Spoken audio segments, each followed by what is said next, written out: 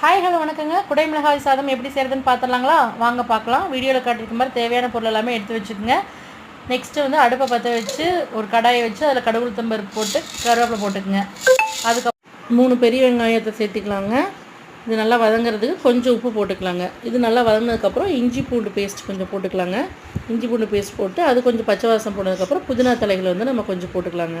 இதுக்கப்புறம் வந்து நம்ம கட் பண்ணி வச்சுக்கிற ஒரு 2 இல்லை 3 தக்காளி வந்து நல்லா போட்டுட்டு, தக்காளி நல்லா வதங்கினதுக்கப்புறம் இருக்கிற மசாலா பொருள் எல்லாத்தையுமே போட்டுடலாங்க.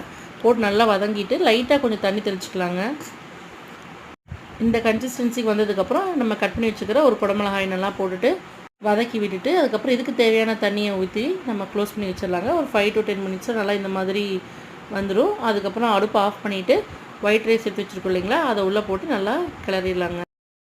இப்போ நம்மளுக்கு சூப்பரான குடமிளகாய் சாதம் ரெடி ஆகிடுச்சுங்க. இந்த மாதிரி ரெசிபிஸ்க்கு நம்ம சேனலை மறக்காமல் சப்ஸ்கிரைப் பண்ணிடுங்க. ஃப்ரெண்ட்ஸ் அண்ட் ஃபேமிலிஸ் கூட ஷேர் பண்ணுங்கள்.